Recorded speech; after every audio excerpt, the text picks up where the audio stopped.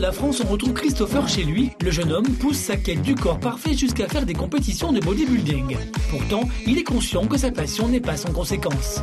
Là, je vois de la souffrance, je vois de la sueur, je vois de la faim, je vois de la privation, je vois de la frustration aussi. Et ensuite, je vois la beauté du physique, quoi. Physiquement, Christopher a payé très cher pour pouvoir entrer dans la compétition de bodybuilding. C'est vrai que je m'attendais pas à autant de souffrance. J'étais déjà dans un régime où je mangeais 6-7 fois par jour, quoi. Mais là, ça a été, j'ai dû manger de moins en moins, ce qui est noté sur mon tableau, enfin sur mon frigo d'ailleurs. Je devais le réduire au fil des semaines. Ça a été l'horreur. Christopher ne veut jamais se reposer sur ses acquis. Pour lui, la compétition qu'il a dû mener durant les championnats de France lui a permis de se dépasser. C'est vrai, être le plus beau, le plus musclé de sa salle, c'est bien, mais je veux dire, aller se frotter contre des autres... En France, après, c'est là qu'on voit, des fois, on peut se prendre une claque. Bon, moi, je peux pas vraiment parler que je me suis pris une claque parce que j'ai quand même réussi à être qualifié pour la finale. Bon, j'ai pas gagné.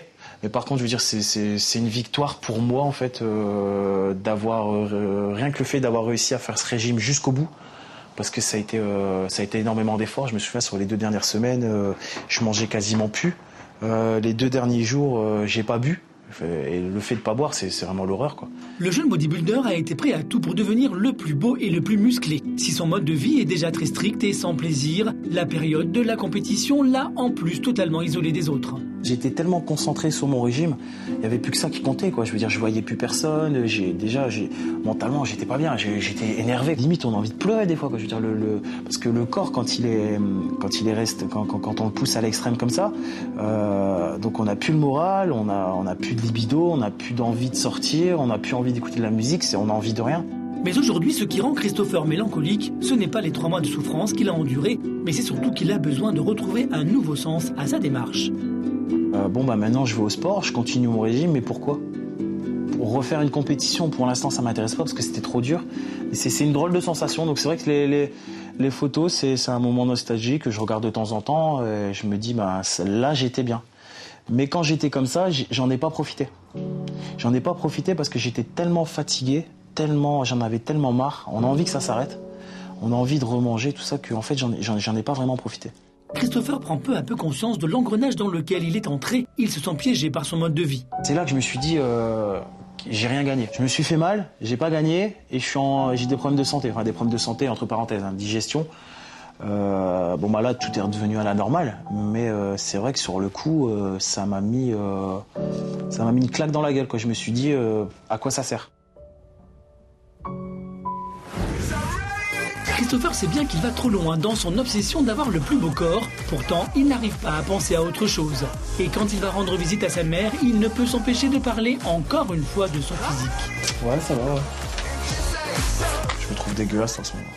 Tu vois pas que je suis pas terrible, là ? N'importe quoi. Ça devient une obsession, hein, Christopher ? Arrête, tu vas pas dire, regarde, ça se voit tout de suite, quoi. Parce que t'oses pas me le dire, c'est pour ça, parce que t'es ma mère. Non, t'as tout faux. Mais de toute façon, plus t'en as, plus t'en veux.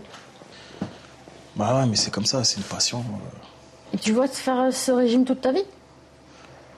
Je me vois pas vivre autrement, en fait, pour l'instant, donc je sais pas. Pour l'instant, ça me va. Fatima, la maman de Christopher, ne comprend pas son fils et surtout, elle commence à s'inquiéter pour sa santé. Tu as vu des fois, quand tu viens la tête que t'as ? Et quoi ? Quand tu viens des fois la tête que t'as ? Ouais, mais c'est ça, quand on enchaîne. Tu conduis pendant 12 heures d'affilée. Tu vas à la muscu, tu fais ton régime. Fatima essaye de mettre son fils en garde, mais pour le moment, Christopher fait la sourde oreille. L'incompréhension entre la mère et le fils grandit au fil du temps. Je lui dis souvent qu'il doit... qu'il doit pas spécialement arrêter, mais ralentir parce que il mange toujours la même chose, il se fait pas de plaisir.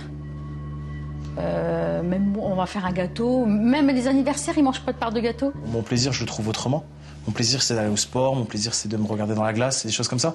Maintenant, Oui, mais justement, quand tu manges toujours la même chose, si de temps en temps, tu vas manger quelque chose que tu mangeais avant, tu vas l'apprécier. Ah ouais, c'est ça. Surtout qu'après, tu peux brûler tes calories à la musculation ou au cardio. Tu le sais. Ouais, je sais, mais sur le moment, je culpabilise. Oui, voilà, c'est une obsession. Moi, j'ai jamais dit, dit. Mange ça, je vais grossir. Ah, mais j'ai jamais dit que manger comme ça et mon mode de vie, c'était pas une obsession, que ça me tapait pas sur le système. Mais je veux dire, j'y peux rien. Fatima aimerait que son fils modifie son mode de vie, car Car si elle ne comprend pas forcément son choix, c'est surtout une maman anxieuse. J'ai peur pour la vie de mon fils. Je crains qu'un jour on m'appelle en me disant votre fils il est mort. Je risque pas non plus ma vie à faire de la musculation. J'aurais dû te prendre en photo quand tu as fait ton régime là. Ah ouais, mais je veux dire mais bon, il faut bien travailler. Je veux dire, je peux pas vivre. Franchement, je me faisais peur. Tu te rappelles, on s'envoyait souvent des messages. Tu me répondais même pas parce que tu disais de toute façon tu comprends rien, t'as pas d'ambition. Moi j'en ai, mais j'étais obligé de m'isoler. De toute façon, j'étais obligé de m'isoler parce que c'est ma vie. Voilà ce que tu me dis souvent. Je veux pas dire que c'est ma vie, mais ma vie dépend de mon sport et de mon régime. Christopher s'isole de sa famille en ne partageant pas un moment aussi anodin qu'un dîner. Il y a combien de temps que t'as pas mangé de frites? C'est quoi ça, des frites? Dans un moment, vous verrez que Christopher a pris conscience du piège dans lequel il s'est tout seul emprisonné, mais cela suffira-t-il à changer son mode de vie? J'aimerais bien des fois me lâcher, quoi. Christopher va-t-il franchir un cap décisif en concédant de faire une entorse à son régime?